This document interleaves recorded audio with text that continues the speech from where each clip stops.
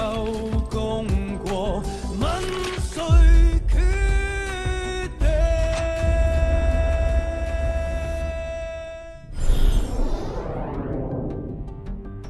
歡迎收睇《地球大神秘》，我係鄭子誠，我係梁藝玲 Fiona。嗱，之前我哋睇過喺怡保熱帶雨林出現嘅大黃花，佢唔單止成為極臭之花，仲可以喺呢一個咁獨特嘅環境繁衍。雖然有唔少生物學家嘗試研究佢哋點解有各種難以想像嘅特殊技能，但係對於點解天生會識得扮成腐肉死屍嚟到去吸引昆蟲，仍然係一個謎。唔單止係咁啊，就喺我哋尋找大黃花嘅過程之中咧，我哋仲遇到另一種神秘嘅生物，竟然喺不知不覺間成功襲擊到我。更加恐怖係咧，唔單止係我啊，其他嘅隊員竟然一個一個咁中招，仲流咗好多血都唔知啊！咁究竟佢哋係一種點樣嘅生物呢？當今日我哋以為已經明白大自然嘅一切知識，其實我哋所知嘅會唔會只係地球上智慧設計所知嘅冰山一角呢？喺潮濕悶熱嘅怡保深山地區入面，我哋見到大黃花喺呢度點樣模仿腐屍嘅氣味同外貌，令無數食腐屍為生嘅昆蟲上當。正當我哋以為任務完成，沿住非常崎嶇嘅山路離開之際，一連串可怕嘅事，原來已經喺我哋身上發生咗。當我哋離開咗怡保之後，竟然發現我哋攝製隊成員竟然一個又一個流好多血。首先係 Fiona， 跟住係攝影師阿飛，然後就係編劇 Ellie， 連我哋嘅地膽專家陳漢祖博士都喺稍後時間發現自己成腳都係傷口。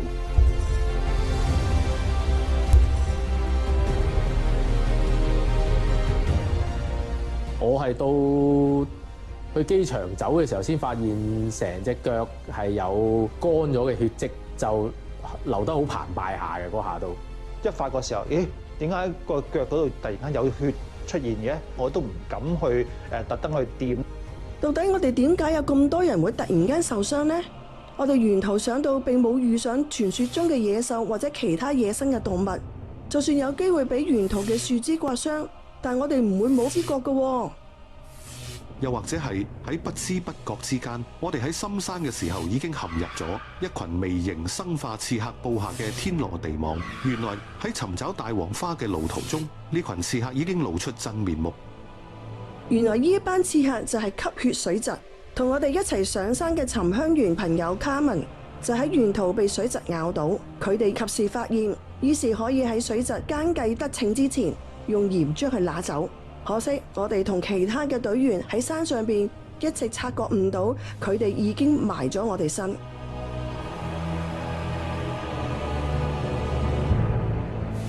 即係到知道嘅時候，先原來發覺係佢已經咬完你食飽走咗啦。咁佢走咧又冇幫你止翻血喎，咁你又繼續流，咁啊就乾咗啦咁樣。但係你嗰下你係唔 feel 到痛。係咯，不知不覺咬咗你咯。佢係隔住對襪去咬你喎。我哋着緊嗰啲行山鞋咧，係防水㗎，即係個物料係比較硬㗎嘛。咁都可以入到去咁嚟咬咧，覺得啊，呢隻嘢真係幾神奇下喎。水蛭體積好細小，但係殺傷力可以好驚人，竟然令人類同動物流咁多血，而呢啲血就成為佢哋嘅主要食糧。嗱，呢個世界會有生物係以吸食其他生物嘅血嚟到維生。咁到底原因係咩呢？喺古今中外都曾經流傳過好多同吸血怪物有關嘅傳說，例如西方嘅吸血鬼，東方文化嘅吸血僵屍，都係以吸食人血為生。雖然隨住時代同科技發展，呢啲吸血怪物殺人嘅傳聞仍然無法證實係咪事實。不過可以肯定嘅，呢個世界上真係有生物係會吸血嘅。例如經常會令到我哋好困擾嘅蚊、跳蚤、黑蠅、田鱉呢啲細小昆蟲，亦有體積較大嘅吸血生物，例如位於南美洲嘅嗜血地雀、寄生蠊，位於歐洲同北美洲嘅七腮鰻，同埋知名度相對較高嘅吸血蝙蝠。吸血生物之所以存在，係因為血液本身係含有豐富蛋白質同脂質，尤其係對於體積比較細小嘅動物嚟講，吸血係相對比較容易嘅生存策略，令佢哋攝取到足夠嘅營養維生，以及繁殖後代。至於我哋喺深山上面遇到嘅蜇類，其實係叫做蚂蟥。目前被科學家發現嘅種類大約700種，有90%係喺海洋同淡水之中生活，所以一般叫做水蜇。不過，就算生活喺陸地上邊嘅蚂蟥，其實都係以非常炎熱潮濕嘅地方作為棲息之地。呢一點可以話係同大黃花一拍即合，展開佢哋腐臭大陰謀。大黃花以氣味同外貌模仿腐屍，令到部分溫血動物上當，走入大黃花同蚂蟥嘅勢力範圍。而我哋人類亦會因為想尋找大黃花，無意中成為蚂蟥嘅目標。森林咁大，蚂蟥咁細，動物又唔係成日出現。如果唔係有特異功能，蚂蟥連揾到獵物嘅機會近乎零。因此，蚂蟥本身就係一件生化雷達。蚂蟥表面佈滿熱感受器，能夠精準感應四周攝氏0.1度嘅溫度變化。與此同時，佢亦有類似嗅覺嘅化學感受器，可以偵測到動物嘅呼吸、汗液、體味散發嘅微量分子，例如二氧化碳、胺同脂肪酸。同時，蚂蟥可以透過樹枝嘅細微震動，判斷到動物經過嘅方向同距離。以上嘅一切令蚂蟥可以第一時間精準地瞄準攻擊目標。蚂蟥仲可以走入我哋嘅物入邊吸血，係因為佢哋可以利用體壁嘅肌肉作出波浪式收縮，而身體後段嘅肌肉吸盤有固定作用，令蚂蟥可以喺任何平面，包括陸地同人體皮膚上面無聲無息咁高速移動。而且佢哋嘅身體顏色融入森林之中，令獵物難以發現。蚂蟥就算埋到獵物身邊，但係要喺體積龐大咁多嘅對手身上吸到血，真係談何容易。除非佢哋可以進行一套分子級微創手術呢。蚂蟥嘅口顎同埋吸管原來配備咗無數極度鋒利嘅甲殼質微細牙齒，能夠瞬間界穿皮膚。與此同時，蚂蟥仲會向獵物進行分泌物雞尾酒療法。當中嘅分泌物就包括唾液。點解要吐口水咁唔衛生？原來水蛭唾液含有水蛭素，係科學家目前確定最強效力嘅天然抗凝血劑，能夠直接抑制凝血酶，阻止血液凝固。蚂蟥亦會吐出其他分泌物，例如用血管擴張劑增加局部血流，用抗血小板聚集劑防止血栓形成。呢一切都係確保獵物嘅血液能夠長時間暢通流出，令到蚂蟥可以輕鬆咁開大餐。仲有蚂蟥嘅咽部肌肉就好似一個強力泵，令佢能夠快速吸食相當於自己體重5至10倍嘅血液。而消化工具伸縮力極強，令蚂蟥可以儲存大量血液。當佢哋吸飽血之後，就會離開獵物，但係唔會幫獵物止血，會留一段時間先可以止血。由於蚂蟥嘅新陳代謝極低，因此吸咗一次血之後就可以慢慢消化，甚至1年都唔使再吸血。對於生存喺深山嘅佢哋嚟講，係最適合不過㗎。早於3000年前，聖經記載有古人提及蚂蟥有2個女兒話吸啊吸啊。喺中東亞蘭文當中，蚂蟥就有微小卑賤嘅意思。古人正就係以蚂蟥不斷吸啊吸啊嚟到形容人類貪念永遠冇辦法滿足。至於2個女兒究竟係咩意思呢？有人推測可能係指蚂蟥身體前後兩端嘅吸盤，將人類對外界有無窮嘅慾望嘅畫面清楚呈現。蚂蟥同大黃花揾到共生共存之道。原來人類早於幾千年前，亦已經揾到蚂蟥點樣可以幫助人類社會。嗱，隨住科技發展，人類仲可以喺蚂蟥身上邊揾到意想不到嘅重大醫學療效。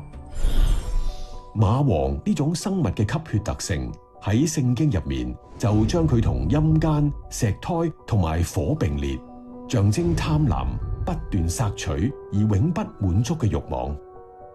不過另一方面，就喺公元前15世紀嘅埃及法老墳墓壁畫上邊，就已經記載咗古人以馬王作為放血治療嘅工具。而中國明代嘅經典醫學典籍《本草綱目》亦有使用馬王放血治療赤白單腫同埋臃腫初起等症狀。時到今日，醫學界已經甚少用馬王放血，轉而從佢哋嘅分泌物之中研究出功效驚人嘅藥物。例如馬王唾液之中嘅水窒素，對於防止血液過度凝固，從而預防血栓形成非常有效，為醫學界研究醫治血栓帶嚟一場革命。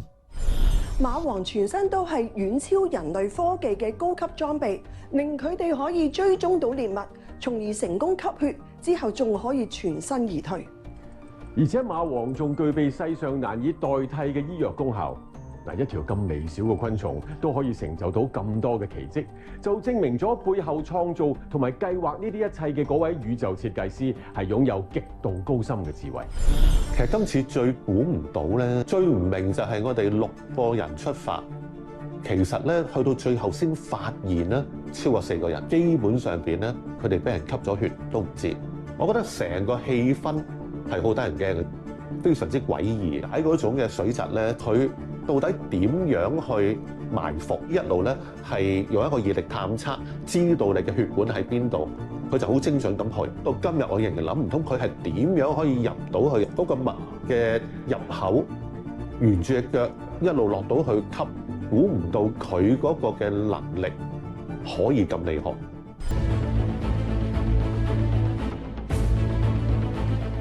如果埃及係一塊黃金，咁以色列就係上帝眼中嘅寶石。猶太人被視為世界上最富有嘅民族，全球300億美元以上嘅富豪中，美國人佔咗75%，當中有部分係猶太人。而著名投資者索羅斯、股票專家巴菲特都係猶太人。好多人都想知道以色列人嘅致富之道。猶太人歷史上經歷過苦難，只係復國70幾年嘅民族，點解會掌握住世界經濟嘅命脈？從歷史嘅長河之上，又點樣睇到以色列不斷被琢磨、賜福，變得更加璀璨同富強呢？喺聖經裏面，最少有2350節經文教導人理財。對於熟讀舊約聖經嘅以色列人，古籍嘅記載點樣影響佢哋對財富嘅觀念呢？我哋又可以點樣擁有富足嘅人生呢？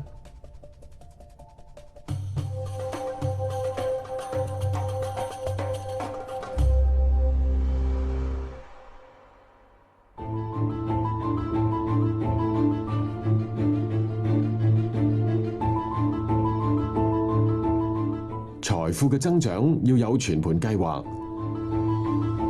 同樣，一個國家嘅文明同進步，城市嘅規劃亦都非常重要。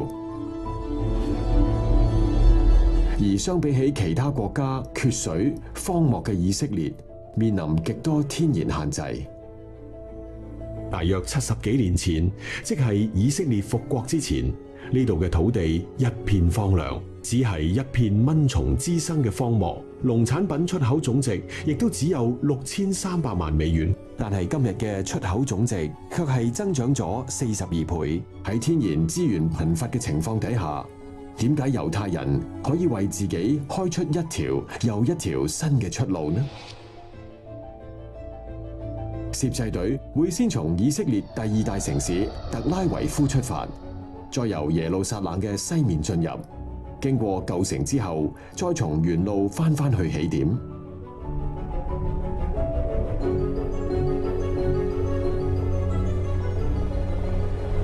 直升機飛行咗5分鐘之後，我見到喺一片平地之中有一處水源。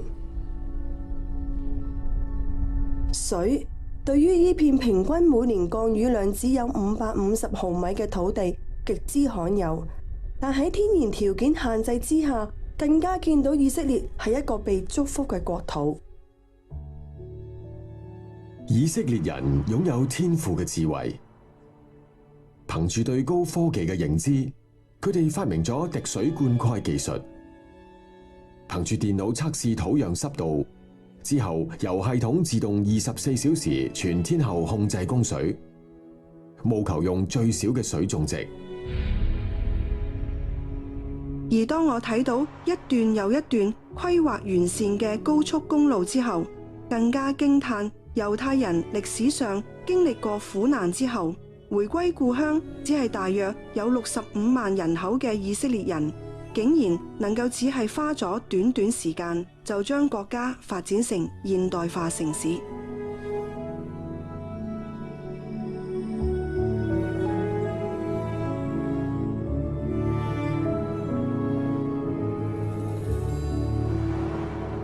呢度係特拉維夫，曾經被新聞周刊選為世界10大最具影響力嘅高科技城市之一，亦都被稱為第2個矽谷。而以色列更加有24%嘅勞動人口擁有大學學歷，係全世界文盲最早消失嘅民族。相比起埃及擁有尼羅河滋潤百物，迪拜本土擁有石油供應。以色列喺先天條件缺乏嘅情況之下，好多人都唔會相信佢會成為高度發展嘅城市。但聖經卻早已預言呢個國家會興盛。以色列係一個被上帝賜福嘅國家，而賜福嘅關鍵喺舊約聖經亦都早已記載。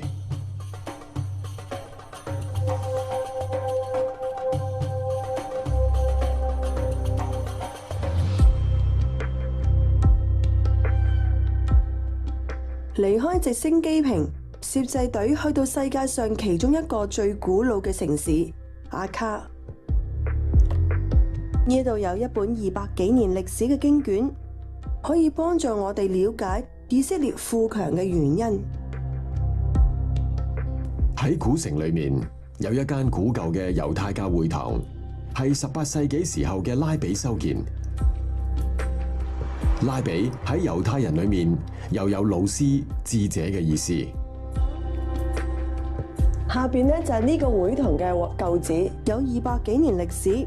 咁當時嘅拉比咧就會喺下邊祈禱同埋讀經嘅。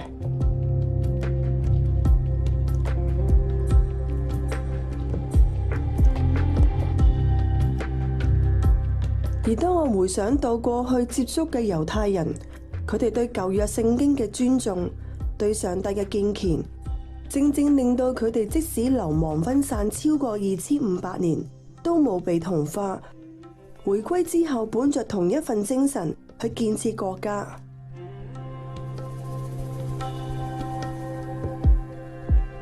今日喺會堂裏面，亦都依然有律法抄寫員按照傳統抄寫舊約聖經。אבו בעמודיה זה השער לאדוני צדיקים יבואו בו。而呢度仲有一卷270年歷史嘅羚羊皮妥拉。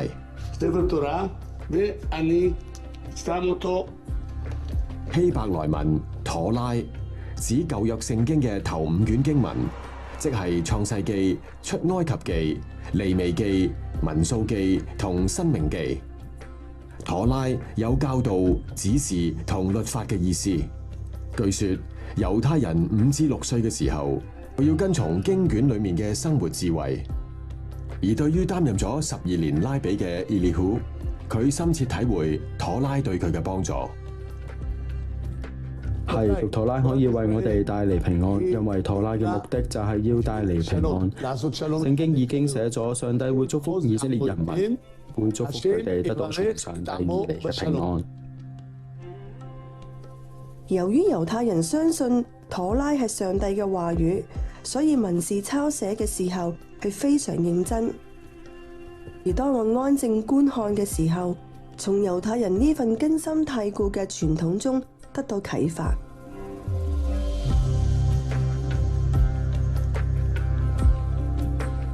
我哋平時寫字嘅習慣咧，就會由左邊去到右邊嘅。咁但係咧，猶太人嘅經卷妥拉裏邊，上帝嘅話語書寫方法咧，就由右邊去到左邊。其實咧就好似我哋人生一樣，好多事情發生咗咧，我哋係唔明點解，但係當我哋調翻轉頭望，或者換一個角度去睇嘅話，我哋就會明白㗎啦。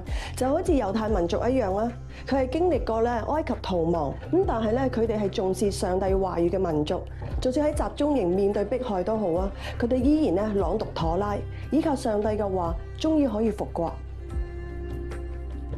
而聖經裡面嘅話語唔單止揭示一個國家富強嘅原因，喺裡面仲會以財寶啟示人被賜福嘅原因。聖經每一句說話帶俾所有人祝福同力量。呢份天地間最珍貴嘅財寶，你又想唔想得到呢？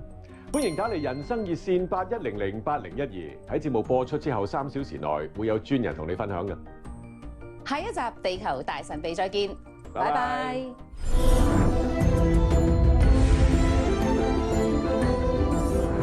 道成肉身，一場穿越千年聖言之旅即將啟程。3大珍稀展品有專人全程導賞，尋道願景，從古代絲綢之路玉器訴說歷世歷代對真理嘅渴慕。再度傳奇，華英字典同埋5居韻符展，探求點樣承載跨越語言嘅恩典。道成肉身，當絲綢聖經遇上基督畫像，將上帝話語化為可觸及嘅藝術。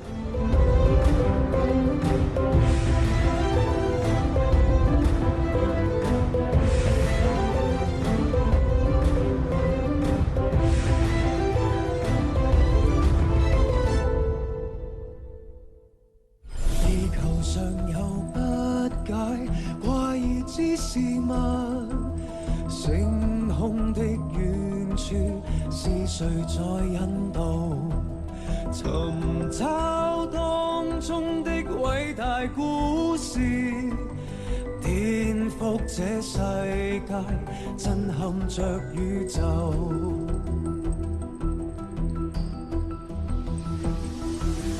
人在遠古之初